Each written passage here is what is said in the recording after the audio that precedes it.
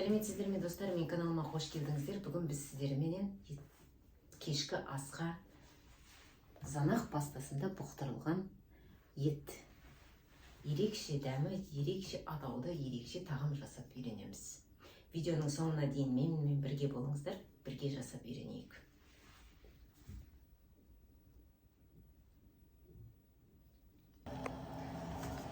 Ал достар, бүгінгі біздің кешкі асымызға бізге 2 кесе күріш қажет болады. 500 грамм сиыр еті болады, дайын керек қажет бізге. Сәбізіміз қажет, жуамыз қажет, қызанағымыз және болгар переці қажет болады.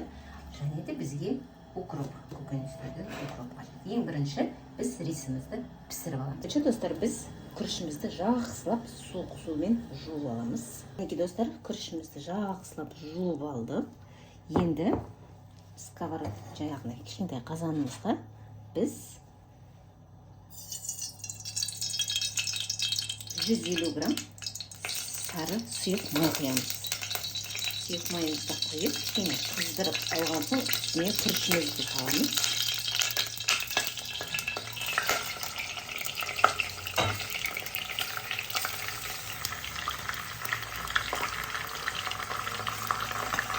Енді осы күрішімізді осы майда қуырып аламыз. Аздап қуырамыз, 5 минутта қуырып аламыз күрішімізді. Достар, енді осы қуырылып жатқан күрішіміздің үстіне тұзымызды саламыз. Майда жақсылап қуырып алдық.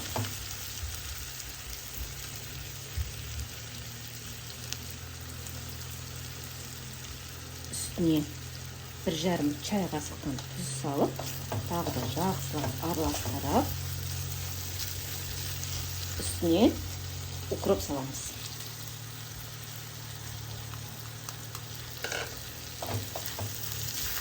Енді үстіне күрішіміздің үстіне осыншама суымыз асқанша су құямыз.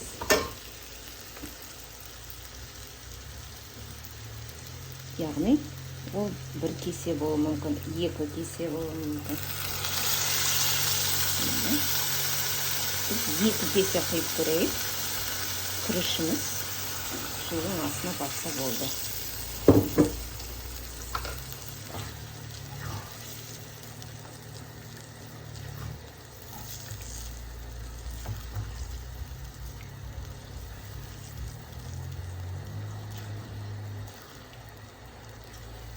Жақсылап араластырып, жай отта күрішімізді піскенше бұқтырамыз. Қақпағын жауып, жай оттықта бұқтырып пісіреміз. Ал енді келесі біздің жасайтын жұмысымыз, ол біз етімізді майда кубиктап турап аламыз.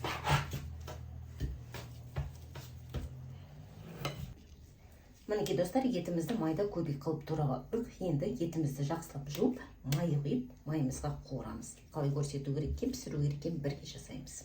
Сковородкамызды жақсылап қыздырып алдық. Енді бізге 100 грамм сұйық май қажет болады.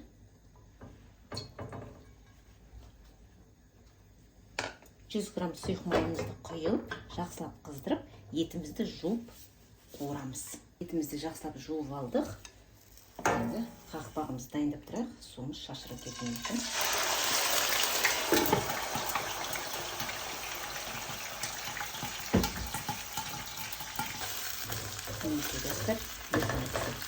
Жақсылап қуырып алайық.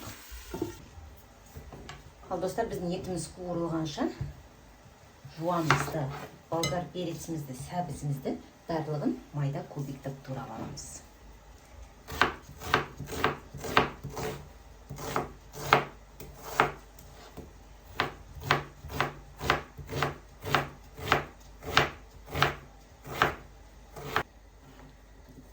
Келесі сәбізімізді кубиктап тураймыз.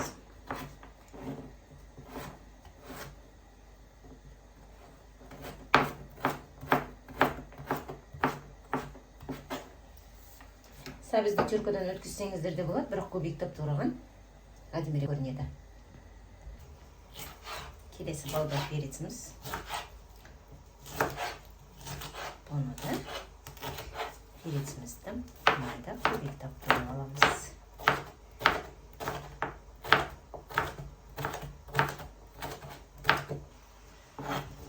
Және де қызанағымызды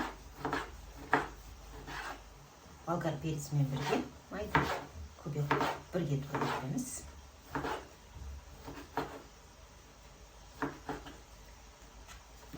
Және де достар, бізге көкөніс қажет. Көкөнісімізді, укропымызды яғни жуып тазалап алдық. Бұны да майда етіп турап аламыз.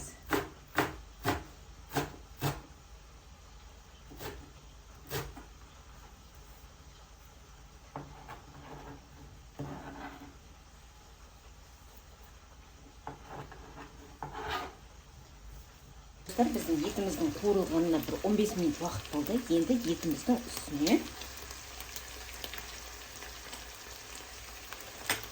дәмдеушімізді саламыз. Тұз салмаймыз. Тұз неге салмаймыз десеңіздер, біздің етіміз уже тұздалған ет. Бір чай қасық көкөніс саламыз. Көкөніс өз еріктеріңіз қандай көкөніс салып десеңіздер.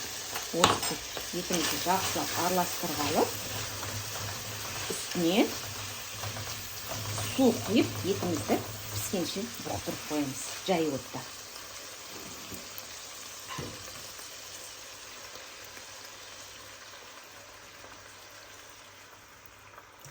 Көп судың қажеті жоқ, азғантай су құйып, енді суымыз тартылғанша жай оттықта етімізді бір бұқтырып аламыз. Мінекей достар, етіміздің суы тартылды, 15 минуттай тағы да қуырып алдық. Енді үстіне жуамызды саламыз.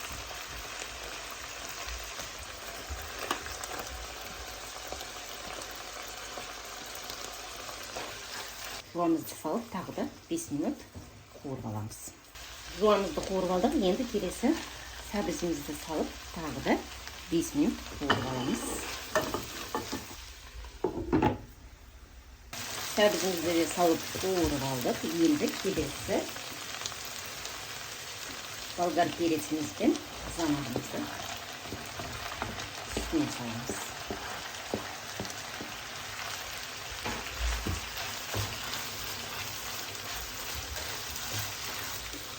Енді үстіне бір ас қасық соя соусын қосамыз.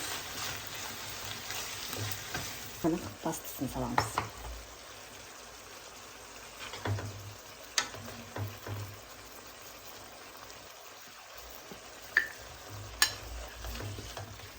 Бір қуырып алып, үстіне 200 грамдай су құямыз.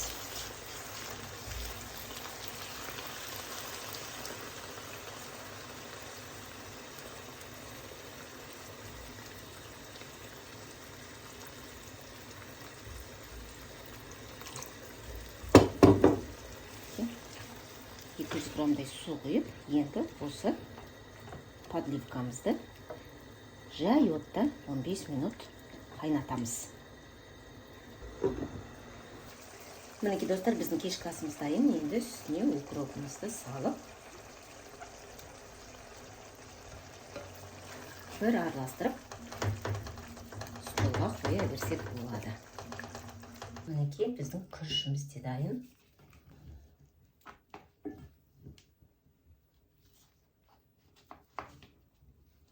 Күрішіміз шашырап піскен.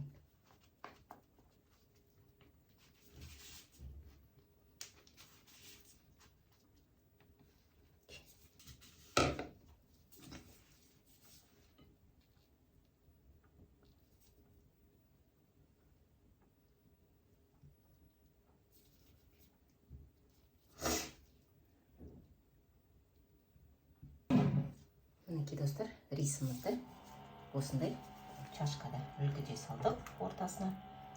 Енді ортасына подливімізді саламыз.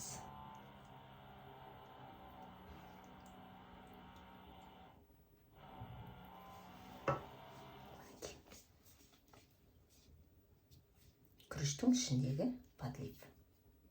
Ал ондай болса, достар, ерекше тағамымыздың ерекше дәмін бірге көрейік.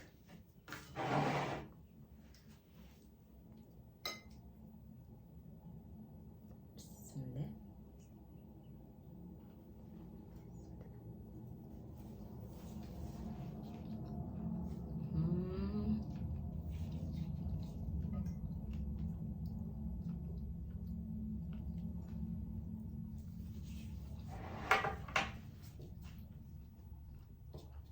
Дәмі өте ерекше, өте жұмсақ. Дәмі енді өте керемет шыққан, достар, жасап көріңіздер. Достар, менің каналыма тіркелуді ұмытпаңыздар, лайктарыңызды басып, пікірлеріңізді қалдырып кетіңіздер. Ол мен үшін өте маңызды. Және де сіздердің пікірлеріңізді оқып жатырмын, түзетуге де тырысып жатырмын. Ал мен сіздерменен қоштаспаймын. Келесі көріскенше сау саламатта болыңыздар.